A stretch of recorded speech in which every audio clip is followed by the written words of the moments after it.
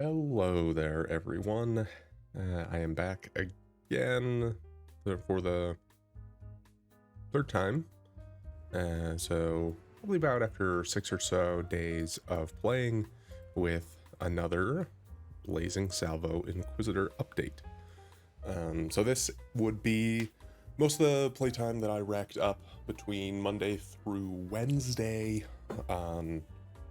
Ultimately made a ton of progress between the last update and this one, so wanted to chat through some of the different things we changed and generally how the build is going. So the most notable changes are going to be with our gear. We rounded out a number of different gear pieces, the most important one being that we did finally manage to get a Devouring Diadem. It took about 4 Katarina attempts, but we did end up getting that sort of late yesterday. So I swapped over a number of things for that to work. So namely, we put our entire aura setup in here, the 25% reservation efficiency. I dropped some defense because softcore, and I added in instead now a zealotry. So we're running 3 50% auras with anger, determination, and zealotry. And then we also have Herald of Ash here, so we dropped vitality and defiance banner ultimately off of the build. We also lost some of the additional armor and life regeneration rate that we had from our old helmet, which was this one. But all things considered, we're still sitting at pretty reasonable, almost 18,000 armor in hideout, and still over roughly 1,000 life regen per second. We were able to get up some of our additional resistances as well, so 83, 80, 80, and then my big focus on the rest of my gear over these past couple of days was fixing my chaos res, because I was in the first couple days running around with negative 52 chaos resistance, and I was effectively just getting insted by any chaos monsters, which it does kind of feel like there's a lot more nowadays. I don't know if that's actually true, or I'm just really good at picking the Fizz's extra mods on expeditions. That could be. So we're at 43 chaos res. The way that we got there is, as you can see, 2 amethyst rings. I actually got a surprising number of resistance catalysts. I didn't block metamorph for a while because I kind of wanted to just try it out. I crafted both of these rings. They're really nothing to be all that excited about. This one just has double chaos res, and then this has res, a bit of life, and then some all res. Namely, the biggest points here are the cast speed that we have on them. One thing that is important to note, after I got the amethyst ring bases and added the resistance modifiers, essentially all I did to craft them, you can either use the attack speed essences, zeals, that I don't actually have any more of. Those will add cast speed to rings. And then you can also, if you are doing harvest, you can just reforge caster. So using this blue essence here, and on a non-influenced base, the only caster modifier that can roll is cast speed. And so you can just spam reforge caster modifier until you get cast speed with something else that's decent. In this case, it was 32 chaos res with an open prefix.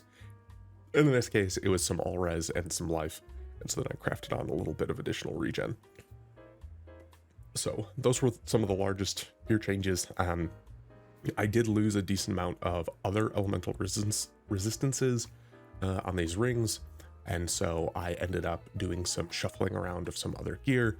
I have a less offensive, much more defensive turquoise amulet that I grabbed here, pretty much just life and resistances. And then I futzed around with some other gear here as well. Definitely did get some upgrades.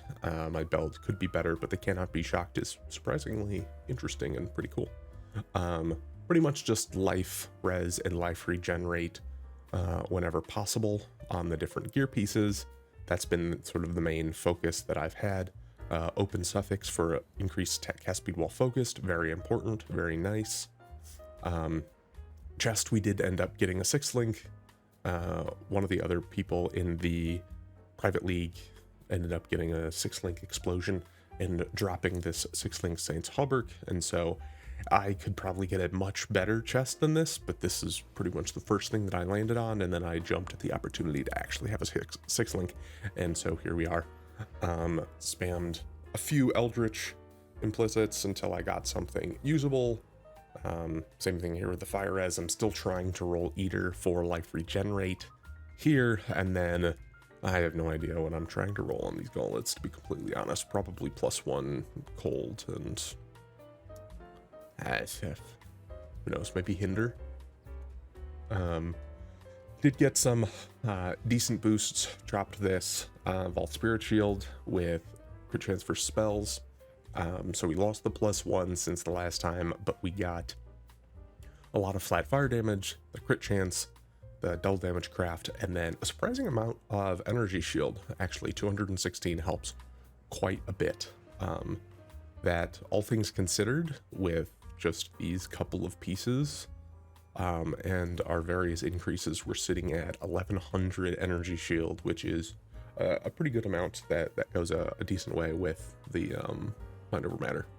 And then one of the biggest things that increased a lot of our damage, aside from the Devouring Diadem, was actually our Scepter craft. So I dropped this increased crit chance for spells, Fracture Scepter.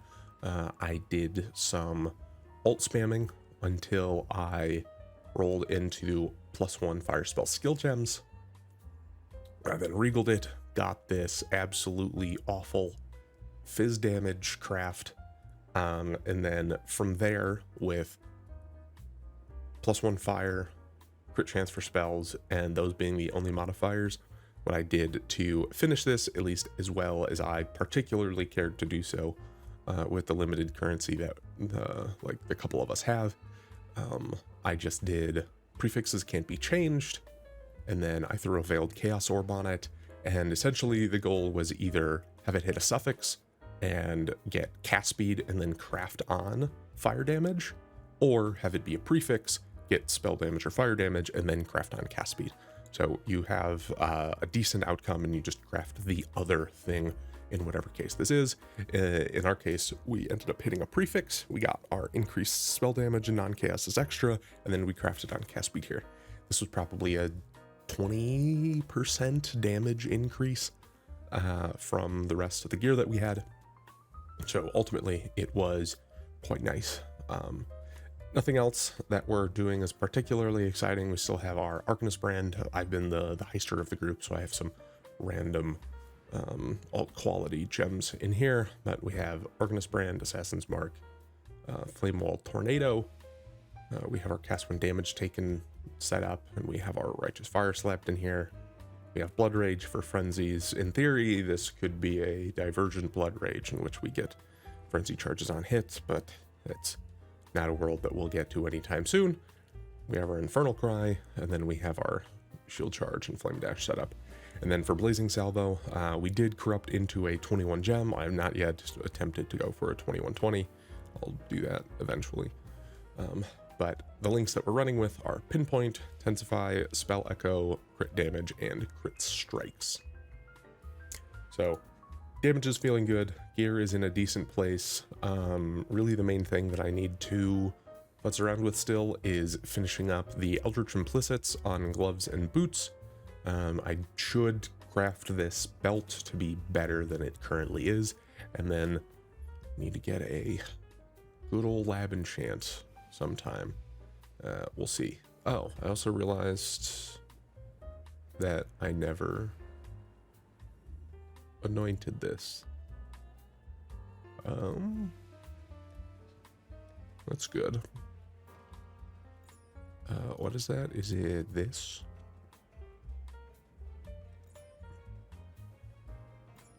Nice. Okay, so add Divine Judgment, most likely, as a very opportune, beneficial anoint. That's great.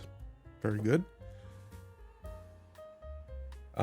Speaking of notables, This is what our passive tree is looking at. We were able to get up to 94 yesterday, mostly just doing a lot of relaxed mapping, nothing particularly exciting. I haven't been trying to do too many conquerors or anything crazy like that. We are sitting at 2 watchstones. I was able to do Eater of Worlds and Snaring Exarch. Nothing particularly crazy there. And then now I've mostly just been running through T14s, trying to gather some heist stuff, expedition, and the like. So, passive tree, pretty much the same. When we ended up getting the Devouring Diadem, I ended up dropping Eldritch Battery, all the nodes over here, and then I also dropped these fire damage nodes. It was a little bit more damage with the lack of travel and the fact that the pen doesn't do a lot. To just add some of those nodes in here into fire damage and AoE, and then grab this fire damage mastery, since we are sitting at a pretty high amount of overall strength.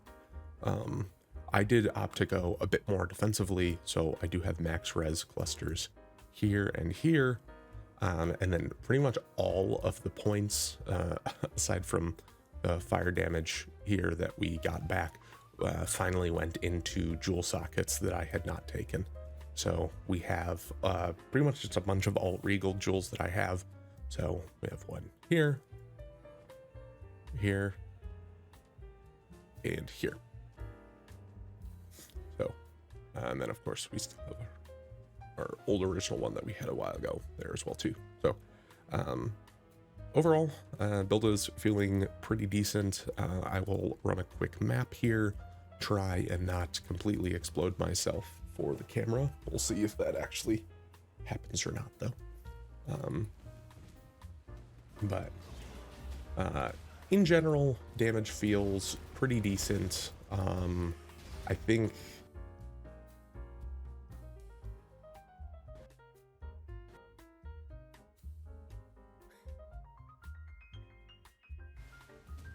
well, that was exciting. I think I'm all stacked up on Sanctum, so I'm like, no, I'm not. Okay, cool. Oh, okay, where was I?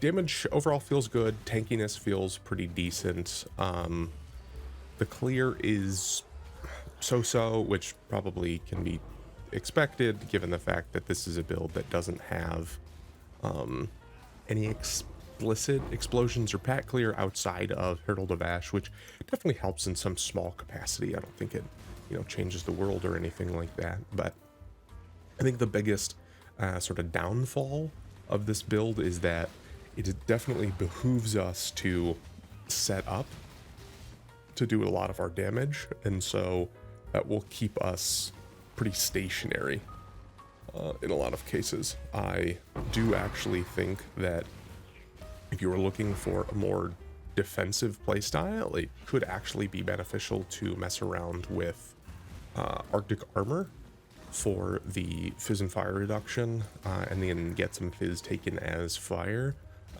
because of how long we stand still to do all of our damage with spell echo, setting up focus, and wrapping the Arcanist brand and everything like that.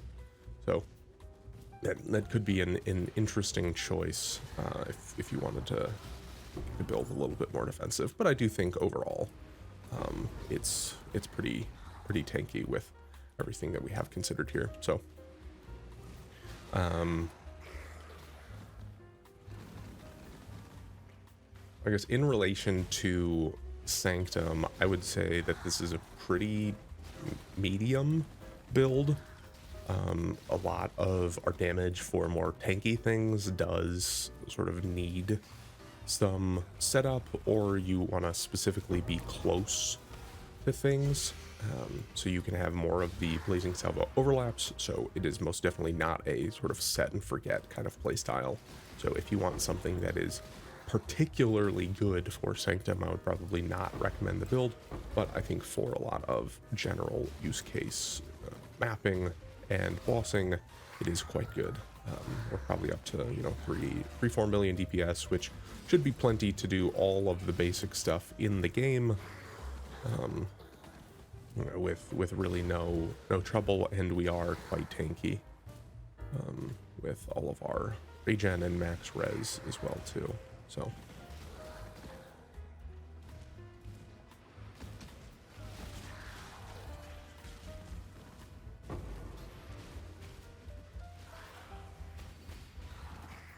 divine orbs. Yeah, no. Well, I could try.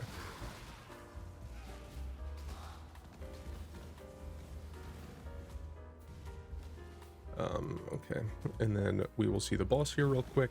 I will just drop an Arcanist brand, stand, probably around the Righteous Fire Ring, and then just press focus and DPS, and you see pretty respectable DPS. Definitely nothing too crazy, but cannot complain. So that is the build. I will likely still keep it going for a decent while, so maybe expect another update or so out of it. I will say the desire to reroll, especially given that it's not a super fantastic Sanctum starter, is definitely creeping up on me. And I was able to roll into and craft this bow, which is like a 1200 LE DPS bow.